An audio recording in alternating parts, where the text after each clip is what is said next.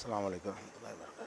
கண்ணியத்திற்குரிய எல்லாம் வல்ல அல்லாஹு ஜல்ல ஷானஹு தஆலாவின் நல்லடியார்களே, அல்லாஹுடைய நேசர்கள் என்று யாரை பற்றி திருக்குரானிலும் நபிகள் நாயகம் ஸல்லல்லாஹு அலைஹி வஸல்லம் அவர்களுடைய பொன்மொழிகளிலும் சொல்லப்பட்டிருக்கிறதோ அந்த நல்லடியார்கள் கூட இறைவனுடைய தகுதியை, இறைவனுடைய அந்தஸ்தை, இறைவனுக்கு இருக்கின்ற அதிகாரத்தை எல்லாம் பெறமாட்டார்கள் என்பது குறித்த சான்றுகளை கடந்த சில வாரங்களாக நாம் பார்த்து வருகிறோம். அதன் தொடர்ச்சியாக நபிகள் நாயகம் ஸல்லல்லாஹு அலைஹி வஸல்லம் அவர்களுடைய வாழ்க்கையில் நடந்த இன்னும் சில நிகழ்வுகளை நாம் பார்க்கலாம். நபிகள் நாயகம் ஸல்லல்லாஹு அலைஹி வஸல்லம் அவர்கள் தங்களுடைய மனைவி ஜைனப் அவர்களுடைய வீட்டிற்கு சென்று அங்கே தேன் ஒரு பானமாக கொடுக்கப்படுகிறது. அந்த தேனை அவர்கள் அருந்தி விடுகிறார்கள். அருந்திய பிறகு அவர்கள் தங்களுடைய இன்னொரு மனைவியான ஆயிஷா ரலியல்லாஹு அன்ஹா அவர்கள்ட்ட வரும் பொழுது அவங்க என்ன சொல்கிறாங்கன்ற, வேணும்னு ஜைனப் ரலியல்லாஹு அன்ஹா வீட்டுக்கு போயிட்டு வந்திருக்கிறாங்க என்பதற்காக வேண்டி வேண்டுமென்று அவங்க என்ன செய்கிறாங்கன்னா, அவங்க வாயிலிருந்து என்னமோ ஒரு துர்வாடை வருது என்று அந்த ஒரு மனைவி சொல்கிறாங்க. ஹப்ஸா ரலியல்லாஹு அன்ஹா அவங்களும் சேர்ந்து கொண்டு இதை சொல்கிறாங்க. அப்போ நபிகள் நாயகம் ஸல்லல்லாஹு அலைஹி வஸல்லம் உடனேயே அந்த தேன் சாப்பிட்டதுனால தான் இந்த ஒரு துர்வாடை வருது என்று அவங்க நினைத்து கொண்டு, ஆனால் பொய்யா தான் இவங்க சொல்கிறாங்க, ஜைனப் ரலியல்லாஹு அன்ஹா இன்னொரு மனைவி வீட்டுக்கு போயிட்டாங்கங்கிற ஒரு பொறாமையில் இந்த மாதிரி சொல்கிறாங்க. அப்போ நபிகள் நாயகம் ஸல்லல்லாஹு அலைஹி வஸல்லம் என்ன பண்ணுறாங்கன்னு கேட்டால், இன்னையோடு அந்த தேனை நான் தொடமாட்டேன், ஒரு காலத்துலையும் தேனை சாப்பிடவே மாட்டேன், இது அல்லாஹ் மேலே சத்தியம் என்று தேன் சாப்பிடுவதை தனக்குத்தானே ஹராமாக்கி கொள்கிறார்கள். உடனே அல்லாஹ் என்ன செய்கிறான்னு கேட்டால், ஒரு வசனத்தை அருளி அவர்களை கண்டிக்கிறான். எப்படி கண்டிக்கிறான்? யா ஐயுஹன் நபியு, நபியே, லிமத்து ஹர்ரிமு மா அஹல்லல்லாஹு லக, அல்லாஹ் உங்களுக்கு ஹலாலாக்கி இருக்கிறது நீங்கள் எப்படி ஹராமாக்கலாம்? தேனு நான் ஹலாலாக்கி இருக்கிறேன், அனுமதித்திருக்கிறேன், அது சாப்பிடலாம் என்று நான் சொல்லி இருக்கிறேன், அது நிறைய நிவாரணம் தரக்கூடியது என்றெல்லாம் அதை பாராட்டி பேசி இருக்கிறேன். அந்த மாதிரி ஒரு பானத்தை நீங்கள் எப்படி ஹராம் என்று சொல்லலாம்? உங்களுக்கு எப்படி ஹராமாக்கி கொள்ளலாம், எப்படி தடை செய்து கொள்ளலாம் என்று சொல்லி நபிகள் நாயகம் ஸல்லல்லாஹு அலைஹி வஸல்லம் அவர்களை அல்லாஹ் கண்டித்து, இனிமேல் அது மாதிரி செய்யக்கூடாது, அல்லாஹ் நான் அனுமதித்த நீங்கள் ஹராமாக்கிடக்கூடாது என்று சொல்கிறான். இந்த சம்பவத்தில் நம்ம பார்த்தோம்னு சொன்னால், நபிகள் நாயகம் ஸல்லல்லாஹு அலைஹி வஸல்லம் அவர்கள் எல்லா நிலையிலையுமே ஒரு மனிதருங்கிற ஒரு தோற்றத்திலும் மனிதருங்கிற தன்மையிலும் தான் இருந்தார்களே தவிர அந்த தன்மைக்கு அப்பாற்பட்ட நிலையில் இருக்கலன்னு நம்ம விளங்குறோம். எப்படி விளங்குறோம்? ஒரு மனைவி வீட்டில் போய் தேனை சாப்பிட்றாங்களா இல்லையா? சாப்பிட்டு இன்னொரு மனைவி வீட்டுக்கு வந்த உடனே அவங்க இதை சொல்லும் பொழுது மனிதனுக்கு அப்பாற்பட்ட ஒரு ஆற்றல் இருந்தால் நீ பொய் சொல்கிறேன்னு கண்டுபிடிச்சிருக்கணும். நான் தேனில் சாப்பிட்டு வந்தேன், நீ பொய் தான் சொல்கிற, வேணும்னு சொல்கிற என்று அவர்கள் அதை கண்டுபிடிச்சி அதை கண்டிச்சிருக்கணும். அதை நம்பிடுறாங்க உடனேயே. தேனில் தான் இந்த வாடை வருது என்று அந்த மனைவி பொய்யா சொன்னதை, அந்த பொய்ங்கிறது தெரியாமல் அதை நம்பி அந்த நம்பிக்கைக்கு ஏற்றவாறு தேனை சாப்பிட மாட்டேன்னு முடிவும் செய்கிறாங்க. அப்போ நம்ம என்ன நினைக்கிறாங்க, அந்த மகான் பெரியார்னு நினைக்கக்கூடியவங்கெல்லாம் நபிகள் நாயகம் தான் பெரிய மகான், அவங்களுடைய நிலைமை இப்படி இருக்கும் பொழுது இவங்களாக சில பேரை மகான் என்று நினைத்துக் கொள்கிறார்கள். அவர் போனால் 10 வருஷத்துக்கு பிந்தி உள்ளதை சொல்லுவார், 50 வருஷத்துக்கு முந்தி உள்ளதை சொல்லுவார், இதெல்லாம் என்ன செய்கிறாங்க, பல மைல்களுக்கு அப்பால் உள்ளதை சொல்லுவார், நாளைக்கு நடக்கிறத சொல்லுவார், மை போட்டு பார்த்து சொல்லுவார், மோதிரத்தில் சொல்லுவார், வெத்தலையில் சொல்லுவார், எல்லாம் நம்புகிறாங்களே. நபிகள் நாயகம் ஸல்லல்லாஹு அல்லாஹ்வுடைய தூதருக்கு இந்த மாதிரி அறிந்து கொள்கிற ஒரு சக்தி அல்லாஹ் கொடுத்து பக்கத்தில் நடக்கிறது, ஒரு ஊரில் நடக்கிறது. அப்போ ஒரு மனைவி வீட்டில் நடந்தது இன்னொரு மனைவி வீட்டில் சொல்லும் பொழுது அதை உங்களுக்கு தெரிந்து கொள்ள முடியலை என்பதையும் பார்க்கிறோம். அதே நேரத்தில் தெரிந்து கொள்ள முடியாது மாத்திரம் இல்லாமல் அல்லாஹ் ஒன்றை ஹலாலாக்கி இருக்கிறது கூட யாபத்துக்கு வராமல், அல்லாஹ் ஹலாலாக்கி இருக்கிறான்னு உங்களுக்கு தெரியும்.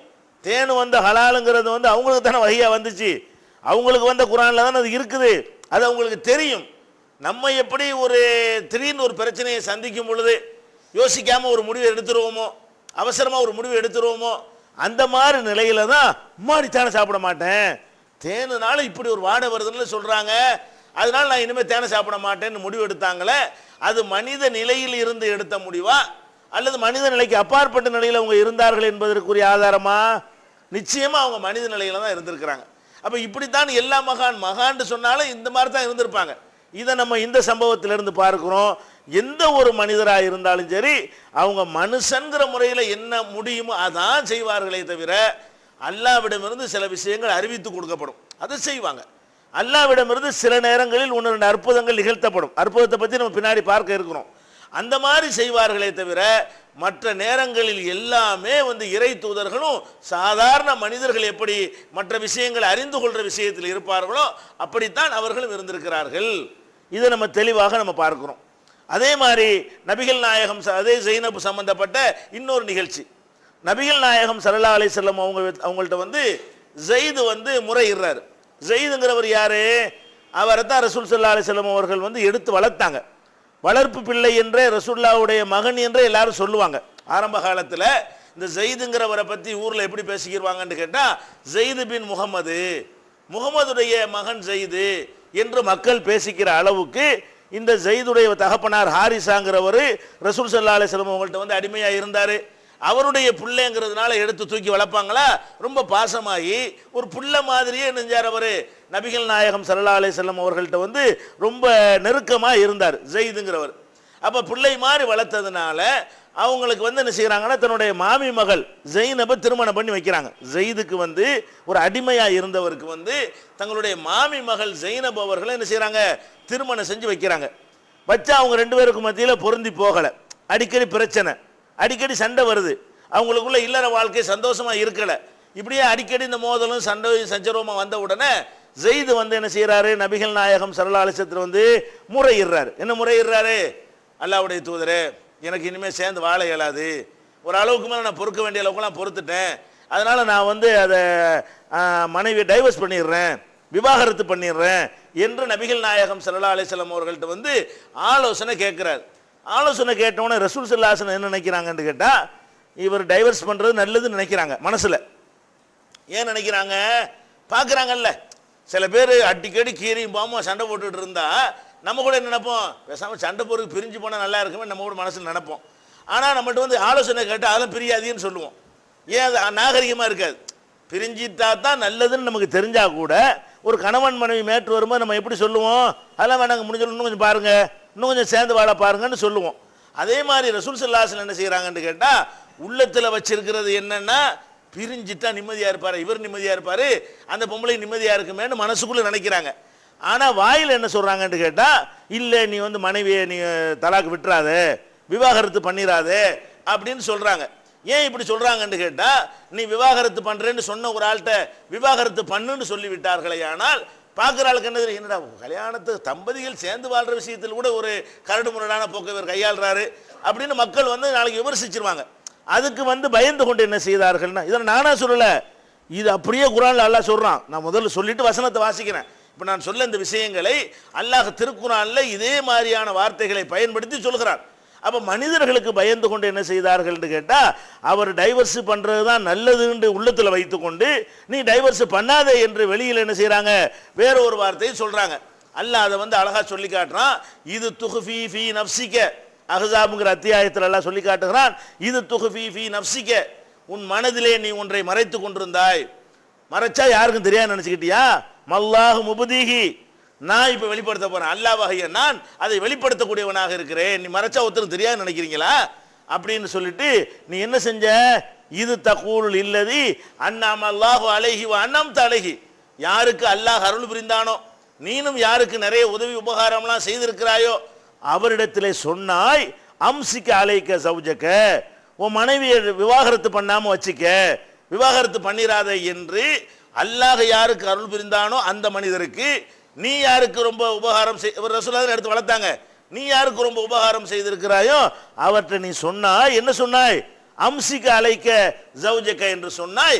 அது வாயிலிருந்து வர்ற வார்த்தை தான், உன் மனசுல அப்படி இல்லை அப்படின்னு சொல்லிட்டு ஓ துஹ்ஃபி ஓ தக்ஷன் நாச, நீ மனிதர்களுக்கு பயப்படுகிறாய், வல்லாஹு அஹக்கு அன் தக்ஷாஹு, நீ எனக்கு தான் பயப்படணும், மனசுல என்ன இருக்குதோ அதைத்தான் வெளியில வரணுமே தவிர உள்ள ஒன்று வச்சுக்கிட்டு வெளியே ஒன்று பேசுறது என்பது சரியான நிலை இல்லை என்று சொல்லி நபிகள் நாயகம் அந்த வார்த்தை அல்லாஹ்வே சொல்றான். ஓ தக்ஷன் நாச, நீ மனிதர்களுக்கு பயப்படுகிறாய், வல்லாஹு அஹக்கு அன் தக்ஷாஹு, நீ பயப்படுவதற்கு அல்லாஹ் தான் தகுதியானவன். அப்ப எனக்கு பயப்படாம நீங்க மக்களுக்கு பயப்படுவீங்களா?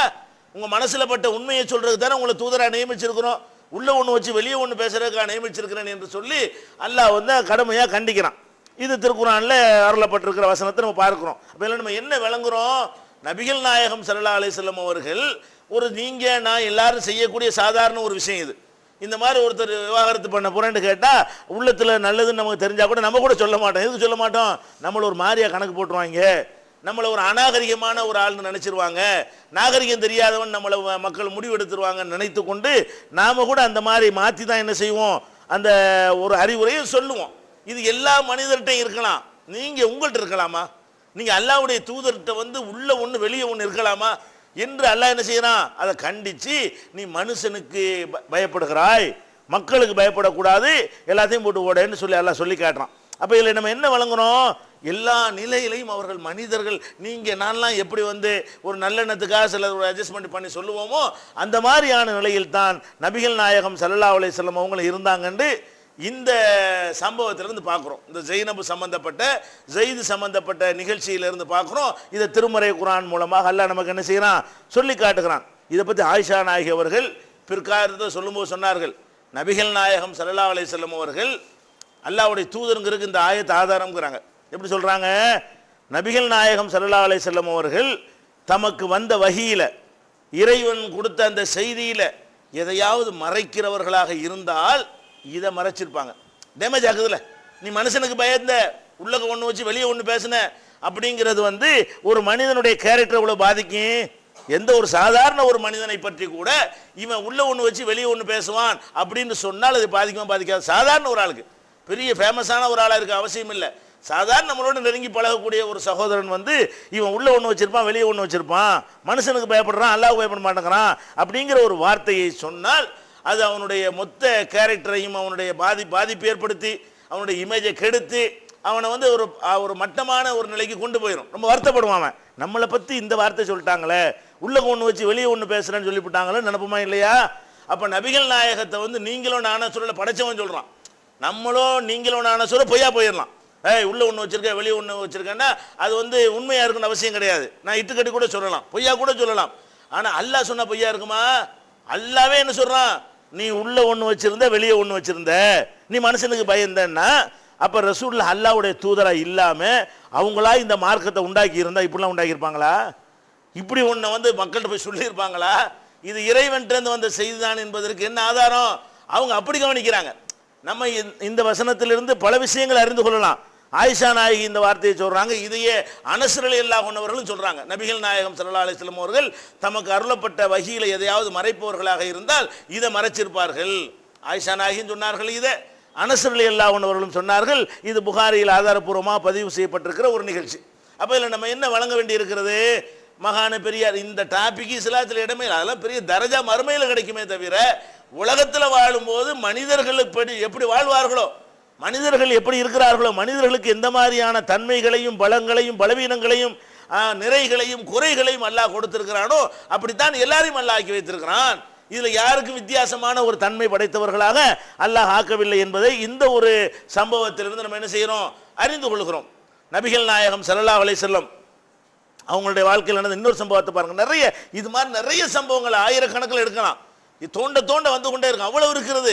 இந்த சான்றுகள்லாம் மக்களுக்கு வைக்கப்படாத காரணத்தினால தான் கட்டுக்கதைகளையும் பொய்களையும் மார்க்கம் என்று சொல்லி பெரியார்கள் மகான்கள் என்ற மனிதனை வணங்கக்கூடியவர்களாக நம்ம சமுதாயத்தை திசை திருப்பி விட்டார்கள்.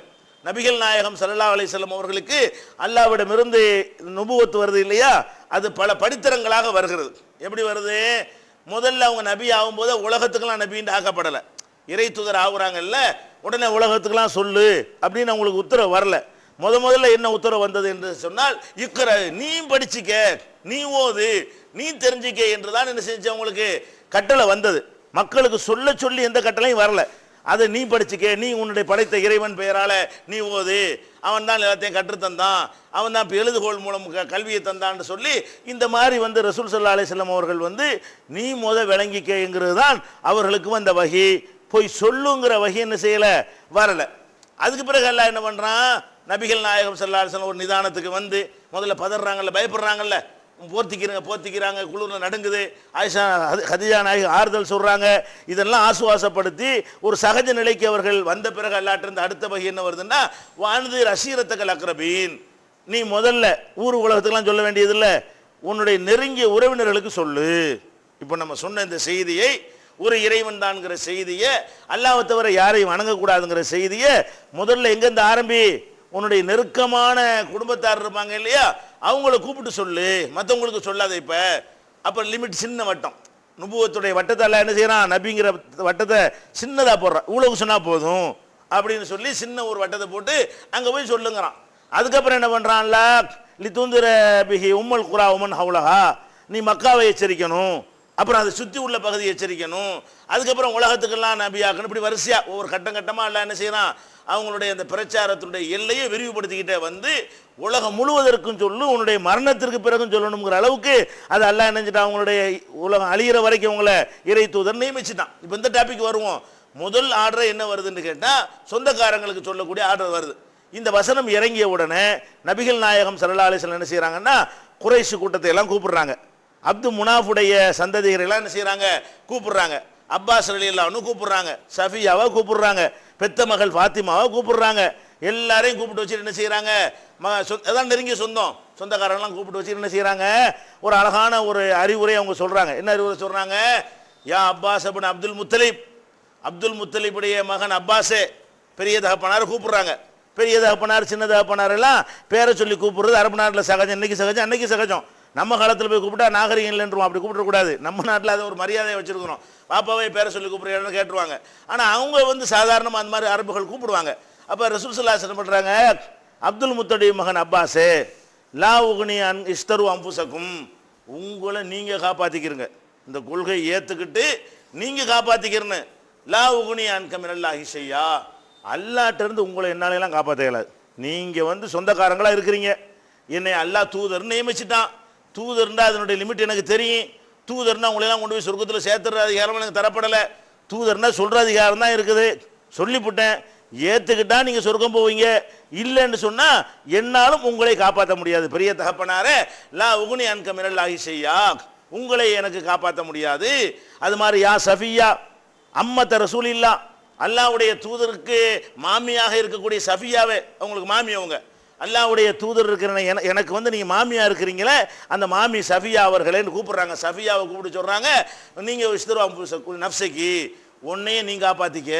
அப்படின்னா என்ன அர்த்தம், நீ ஒரு இறை கொள்கை ஏற்றுக்கணும், நீ இந்த நல்ல வழியை ஒப்புக்கொள்ளணும். அப்படி ஒப்புக்கொள்ளலைன்னு சொன்னால் லா உகுனி அன்கி மினல்லாஹி ஷையா, நான் உனக்கு ஒன்றுமே செய்ய முடியும். அப்போ லிமிட்டை காட்டுறாங்க பார்த்தீங்களா, நான் யார், தூதர் தானே தவிர நான் அல்லாஹ் இல்லை, ஜட்ஜ்மெண்ட் பண்ற ஆள் இல்லை, முடிவு செய்கிற ஆள் இல்லை, அதிகாரத்தை வாங்கிட்டு வந்த ஒரு ஆள் கிடையாது. அவன் தருவதை எடுத்து சொல்ற ஒரு ஆள் தான். சொல்லிவிட்ட நீங்க நெருக்கமான ஆள் தான். நெருக்கமான உறவினர்கள், மிக நெருக்கமான உறவினர்களை தான் கூப்பிட சொன்ன அல்லாஹ். அப்படி கூப்பிடப்பட்டவர்களுக்கு தான் ரசூல் ஸல்லல்லாஹு அலைஹி வஸல்லம் சொல்றாங்க, நீங்க என்னதான் எனக்கு நெருக்கமா இருந்தாலும் எனக்கு ஒன்றும் அங்க பண்ண முடியாது. ஃபாத்திமாவை கூப்பிடுறாங்க, பிரத்யேகமாக கூப்பிடுறாங்க.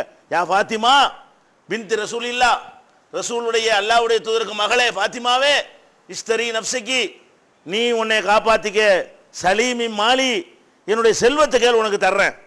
இது வந்து மற்றவங்களாம் சொல்ல முடியாது, எல்லாம் தாங்கன்றுவாங்கல்ல, பெத்த மகளுக்கு சொல்றாங்க, என்னுடைய செல்வத்தை கேளு நான் உனக்கு தருகிறேன். ஆனால் லா உகுனி அன்கி மினல்லாஹி ஷையா, அங்கே ஒன்றும் பண்ண முடியாது.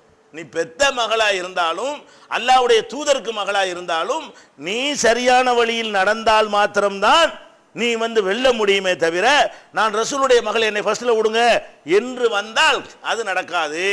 அந்த ரைட்டு, அந்த அதிகாரம் எனக்கு அல்லாஹ் தரலைன்னு சொல்லி இப்படி சொல்றாங்க. என்னுடைய பணத்தை கேளு, என்னுடைய செல்வத்தை கேளு, அல்லாட்டிருந்து என்னால் உன்னை காப்பாற்ற முடியாதுன்னு சொல்லி மகளுக்கு சொல்றாங்க, மாமிக்கு சொல்றாங்க, பெரியாப்பாக்க சொல்றாங்க. யா மாசர குறைஷ், குறைஷ் கூட்டத்தினரேண்டு அந்த கோத்திரத்தை அழைத்து சொல்கிறார்கள். யா பனி அப்து முனாஃப், அப்து முனாஃபுடைய சந்ததிகள் என்று சொல்லி அவங்கள அழைத்து ரசூல் ஸல்லல்லாஹு அலைஹி வஸல்லம் சொன்ன போதனை என்ன, மொதல் அறிவுரையே, அதாவது பிரச்சாரம் பண்ண சொல்லும் பொழுது சேர்த்து அல்லாஹ் இணைத்து சொல்றான் பாருங்க. பிரச்சாரத்தை ஆரம்பிக்கும் பொழுது ஓஹோ பதவி ஏற்கிற நேரத்தில் ஒழுங்கா சொல்லி பண்ணணும்ல, அதுக்கு முந்தி தனக்குள்ள வைத்து கொண்டிருந்தார்கள். இப்போ தான் முத உலகத்துக்கு சொல்ல ஆரம்பிக்கிறாங்க. சொல்ல ஆரம்பிக்கும் போதே உங்க எல்லையும் சேர்த்து சொல்லுங்க, மெசேஜை சொல்லிட்டு போயிட்டு இருந்தாதையே, உங்களுக்கு என்ன முடியுங்கிறது சேர்த்து சொல்லி கொடுங்க அல்லாஹ். அதுதான் உன்னை செய்கிறாங்க, இந்த மெசேஜை தான் நான் சொல்லுவேன், உன்னை கொண்டையெல்லாம் உன்னை சொர்க்கத்தில் எனக்கு விட முடியாது, நீ தான் நல்லா நடந்துக்கிறன்னு, நீ தான் ஒழுக்கமாக நடந்துக்கிறன்னு, என் மகளாக இருந்தாலும் ஒன்றும் பண்ண முடியாதுங்கிறாங்களே. இதுக்கு மேலே நமக்கு என்ன ஒரு ஆதாரம் நமக்கு தேவைப்படுகிறது? நபிகள் நாயகம் ஸல்லல்லாஹு அலைஹி வஸல்லத்துக்கு இல்லாத ஒரு அதிகாரம் ஆற்றல்லாம் இந்த ஷேக்கு முரீது கொடுக்குறாங்களா? உங்களுக்கு இருக்குமா? கையை பிடிச்சா சொர்க்கத்துக்கு கொண்டு போயிடுவேன்னு சொல்கிறாங்க. அந்த ஷேகை பார்த்தாலே போதுமா? அவர்கிட்ட ஒரு ரூபா காசை வாங்கி பாக்கெட்டில் போட்டுக்கிட்டாலே அப்படியே ஆகாவோன்னு துன்யாவிலையும் ஆகிரத்துலையும் நல்லா இருக்கலாமா? அடக்கம் பண்ணும்போது முறிது சீட்டுன்னு ஒன்று கொடுக்குறாங்க. சில தரிக்காக்கள் என்ன பண்ணுறான், ஒரு சீட்டு எழுதி கொடுத்துருவாங்க. என்ன சீட்டா அது? விடுதலை சீட்டான். என்ன விடுதலை சீட்டா? நரகத்திலேருந்து விடுதலை சீட்டு. இங்கே இருக்கும்போதே முறிது வாங்கணும்னு செய்கிற பேப்பரில் கையில் கொடுத்துறது. இதை பாதுகாத்து வச்சு சொந்தக்காரங்கிட்ட சொல்லிவிடுவான், என்னை அடக்கம் பண்ணும்போது இந்த பேப்பரையும் சேர்த்து போட்டு அடைக்கிறங்க. என்னப்பா அடக்கிறது? அந்த பேப்பர் இருந்தால் அதை பார்த்துவிட்டு அவர் சொர்க்கத்துக்கு கொண்டு போயிடுவாங்க. விடுதலை சீட்டு இது. அல்லாஹ் நரகத்திலேருந்து உங்களை விடுதலை செஞ்சது நான் சீட்டு எழுதி தர்றேன்னு சொல்லிட்டு காசு பறிக்கிறக்கா ஒரு கும்பல் என்ன பண்ணுது? இந்த மாதிரிலாம் பண்ணுறாங்களே. பெத்த மகளை பண்ண முடியாங்கிறாங்க ரசூல் ஸல்லல்லாஹு அலைஹி வஸல்லம். உன்னையே காப்பாற்ற முடியாதுமா எனக்கு, உனக்கு காசு பணம் எனக்கு தர முடியும், உன்னை கொண்டு சொர்க்கத்தில் கொண்டு விடுற வேலை நமக்கு கிடையாதுன்னு சொல்லி பெத்த மகளை அல்லாஹ்வுடைய தூதரை காப்பாற்ற அதிகாரம் இல்லைன்னு சொன்னால் இவர்கள் வந்து எல்லாத்தையும் காப்பாற்றிடுவாங்களா? சிந்தித்து பார்க்க வேண்டும். அப்போ நபிகள் நாயகம் ஸல்லல்லாஹு அலைஹி வஸல்லம் அவர்களுடைய வரலாறுகளை அவர் படிப்பினைக்கு எடுத்துக்கொள்ளாமல் சும்மா ஒரு கட்டுக்கதைகளை நம்பி சொல்லிக்கொண்டே என்ன செய்கிறாங்க, அவங்கள ஒரு வழிகேட்டில் நம்ம தள்ளி விட்டார்கள். அதே மாதிரி நபிகள் நாயகம் ஸல்லல்லாஹு அலைஹி வஸல்லம் ஒரு திருமணத்துக்கு போகிறாங்க. திருமணத்துக்கு போன உடனே என்ன செய்கிறாங்கன்னா, திருமணத்தில் பாட்டு படிச்சுட்டு இருப்பாங்க. சிறுமிகள்லாம் சேர்ந்து ஒரு பாடல் படிக்கிற அரபு நாட்டில் இன்றைக்கி அந்த பழக்கம் இருக்குது. பாட்டு படிப்பாங்க வாழ்த்தி, மியூசிக்லாம் இல்லாமல் தான் பாட்டு படிச்சுக்கிட்டு இருக்கும்போது என்ன செய்கிறாங்க, ரசூல் ஸல்லல்லாஹு அலைஹி வஸல்லம் அங்கே வர்றாங்க. வந்தவுடனே அந்த சிறுமிகள்லாம் என்ன பண்ணுறாங்கன்னு கேட்டால் இந்த பாட்டை மாற்றுறாங்க. ஏற்கனவே என்ன பாட்டு படித்தாங்க, அவங்க குடும்பத்தில் ஒரு முன்னோர்கள் செஞ்ச தியாகங்கள், அவங்களுடைய வீர தீர பிரதாபங்களை பற்றி ஒரு பாட்டு படிச்சுட்டு இருக்கிறாங்க. அந்த குடும்பத்தை பற்றி உள்ள பாட்டு. இது எப்படிப்பட்ட குடும்பம் தெரியுமா, அப்படியா இப்படியான்னு சொல்லக்கூடிய ஒரு பாட்டு.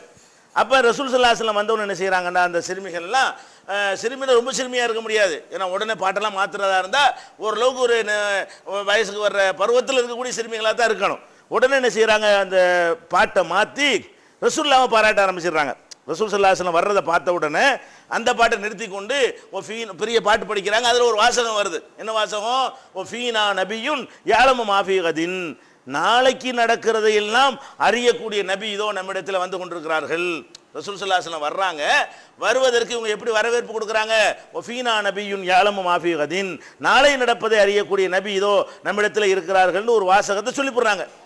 உடனே ரசூல் ஸல்லல்லாஹு அலைஹி வஸல்லம் செஞ்சாங்க தெரியுமா? ஆமான்னு சொல்லி சட்டை அப்படியே சொன்னாங்க. அப்படி தானே இவங்க சொல்லிட்டு தெரியுறான். இந்த முரீது ஷேக்குன்னு சொல்லக்கூடியவர்கள்லாம் என்ன பண்ணுறான், எதாக இருந்தாலும் நான் நாளைக்கு நடக்கிறலாம் சொல்லிவிடுவேங்கிறான். அடுத்த வருஷம் என்ன நடக்குன்னு நான் எனக்கு சொல்ல முடியுங்கிறான். பிற்காலத்தில் உள்ளதையெல்லாம் என்னால் கண்டுபிடிக்க இயலும்னு சொல்கிறான். இந்த செவத்துக்கு பின்னால் என்ன இருக்குன்னு சொல்லுவேன்னு சொல்கிறான். அப்போ இந்த மாதிரி எல்லாமே என்ன செய்யறான், கபருக்கு உள்ளே உள்ளதை நான் பார்த்துட்டு சொல்லுவேங்கிறான். இதெல்லாம் எந்த ஒரு வகையும் வராத, அல்லாஹ்விலிருந்து செய்தி தொடர்பு இல்லாத இவனுக்கு ஏழும்னு சொன்னால் அல்லாஹ்வுடைய தூதருக்கு முடியுமா இல்லையா? அல்லாஹ்வுடைய தூதர் என்ன செய்கிறாங்கன்னு கேட்டால், தாய் ஹாதா விடு, இந்த பாட்டை நிறுத்து, பாட்டை போ, இந்த பாட்டை நிப்பாட்டு முதல்ல. இப்போ கூலி பில்லத்தி தக்கூலின்னு ஏற்கனவே ஒரு பாட்டு படி, அதை படிச்சுட்டு உன் குடும்பத்தை பற்றி படிச்சில, அதை வேண்டா படிமா. என்னை பற்றிக்கிட்டு என்ன நாளை நடக்கிறது அறியக்கூடிய, நாளைக்கு நடக்கிறது எப்படி எனக்கு அறிய முடியும்? இன்னொரு வார்த்தையை சேர்த்து சொல்கிறாங்க. இப்னு மாஜாவில் வரக்கூடிய ஹதீஸில் என்ன சொல்கிறாங்கன்னு கேட்டால், ஃபஇன்னஹு லா யஅலமுல் கைப இல்லல்லாஹ், ஏன் இதை நிப்பாட்ட சொல்கிறேன் என்று கேட்டால், மறைவானதை அல்லாஹ்வை தவிர யாரும் அறிய மாட்டான். அல்லாஹ்வை தவிர யாரும் அறியாமல் இருக்கும்போது அதை எப்படி நீ எனக்கு நீ பொருத்தி சொல்லுவ? மறைவாக இருக்கிற ஒன்றை அறியக்கூடியவனாக மனிதன் படைக்கப்படலை. நம்ம கண்ணுக்கு எது தெரியுதோ அதை அறிய முடியும், நம்ம காதில் எது விழுதோ அதை அறிய முடியும், நம்ம கை எதை தொடுகிறதோ அதை அறிய முடியும், நம்ம மூக்கு எதை சுவாசிக்கிறதோ அதை முகர்ந்து பார்க்கிறதோ அதை அறிய முடியும், நம்ம நாக்கு எதை சுவைக்கிறதோ அதை அறிய முடியும். வேற என்ன அறிய முடியும்? நம்ம மூளை எதை சிந்திக்கிறதோ அதை அறிய முடியும். இந்த 6 அறிவை தவிர வேற நமக்கு ஏதாவது இருக்குதா? இந்த 6 அடங்காட்டி முடியாது. இந்த செவத்துக்கு பின்னாடி உள்ளதை பார்க்க இயலுமா, கேட்க இயலுமா, தொட இயலுமா, நுகர்ந்து பார்க்க இயலுமா, நக்கி பார்க்க முடியுமா, சிந்திச்சு பார்த்து செவத்துக்கு பின்னாடி தான் இருப்பான்னு சொல்ல முடியுமா? ஒன்றுமே முடியாது. இந்த 6 வழியில் தவிர வேற எந்த வழியிலும் உள்ளதெல்லாம் மறைவானது அர்த்தம். இந்த 6க்குள்ள வந்தால் மறைவானது இல்லை. செல்போனில் கேட்டுட்டு சொன்னால் அது மறைவானது கிடையாது. செவத்தில் யார் இருக்கான்னு கேட்டோன்னா மெசேஜ் அனுப்பி விடுறது, பார்க்குறது, இந்த அங்கே இருக்கான்னு சொல்லி. இது ஒரு மறைவானதா? இதை பார்த்துப்பிட்டிய. மறைவானது என்ன இருக்கும்? கண்ணுக்கும் தெரியக்கூடாது, காதுக்கும் தெரியக்கூடாது, மூக்குக்கும் தெரியக்கூடாது, வாய்க்கும் நாக்குக்கும் தெரியக்கூடாது, உடம்புக்கும் தொட்டு பார்க்குற உடம்புக்கும் தெரியக்கூடாது, மூளைக்கும் அடங்கக்கூடாது. இப்படி உள்ள விஷயங்கள் தான் மறைவானது. இது அறியக்கூடியவனாக மனிதனுக்கு அந்த ஆற்றல் உண்டா? முடியாது. இதுக்கு மேலே யாருக்கா சொல்ல முடியாது. எப்போ சொல்ல முடியும்? முதல்ல பார்த்துட்டு வந்தால் சொல்ல முடியும். அல்ல எவனாவது பார்த்து நமக்கு சொன்னால் சொல்ல முடியும். அங்கே ஒரு கேமரா வச்சு, இங்கே ஒரு டிவி வச்சா என்ன செய்ய முடியும்? அங்கே இருக்கிற யாருன்னு சொல்ல முடியும். இப்படியாகத்தான் நமக்கு சொல்ல முடியுமே தவிர மூளையை கொண்டு சொல்ல முடியுமானா முடியாது. அப்படி ஒரு மூளை உள்ளவர்களாக அல்ல யாரையும் படிக்கவில்லை. அதுதான் அல்லாஹ் சொல்லி காட்டுறான், குல் நபியை நீங்கள் சொல்லுங்கள், லா யஅலமு மன் ஃபிஸ் ஸமாவாத்தி வல் அர்தில் கைப இல்லல்லாஹ், வானங்களிலும் பூமியிலும் அல்லாஹ்வை தவிர யாரும் மறைவானது அறிய முடியாது. பூமி வானத்திலே முடியாதுன்றான்ல, ஜிப்ரீலுக்கே முடியாது. நீ என்ன அறிகிறது? யார் வானத்தில் இருக்கிறன்னா மலக்குகள் தானே, வேற இருக்க வானத்தில்.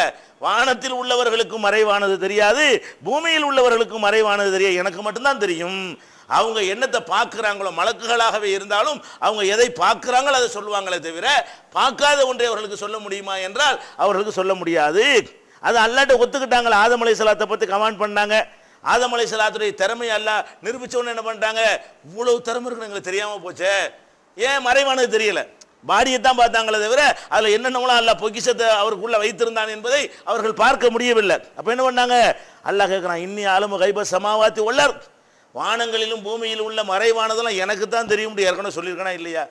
நான் ஒரு ஆளை படைச்சேன்னா பேசாமல் இருப்பீங்களா? ஏன் இவரை ஏன் படைக்கிறேன், ஏன் அவரை ஏன் படைக்கிற அப்படின்னு நீ எப்படி கேட்குற அப்படின்னு அல்லாஹ் கேள்வி கேட்டு மலக்குகளுக்கே ஒன்றும் தெரியாதுன்னு எல்லாம் நினைச்சு காட்டுறான், நிரூபித்து காட்டுறான். அப்போ இந்த மாதிரி நிறைய சம்பவங்களை நம்ம பார்க்குறோம்.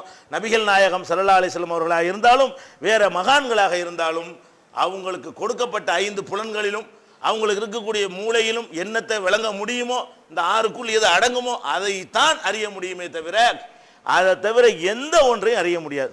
அறிவிச்சு கொடுத்து அறிய முடியும். இந்த சொர்க்கம் இருக்குது, நரகம் இருக்குது, இது அறிய முடியும். ஏன் அல்லாஹ் சொல்லி கொடுத்துட்டான். அல்லாஹ் சொல்லி கொடுத்தா அவங்க நமக்கு சொல்லிடுவாங்க, நமக்கு அறிய முடியும். அல்லாஹ் சொல்லி கொடுத்தால் அறிய முடியுமே தவிர மற்ற விஷயங்களை அறிந்து கொள்ள முடியாதுன்னு விளங்கி கொள்ளணும். இன்னும் மகான்கள் பெரியார்கள் சொல்றவங்க யாராக இருந்தாலும் மனித நிலையில் தான் இருந்தார்கள் என்பதற்கு இன்னும் நிறைய சான்றுகள் இருக்கிறது. அது இன்ஷா அல்லாஹ் அடுத்தடுத்த வரங்களை பார்ப்போம்.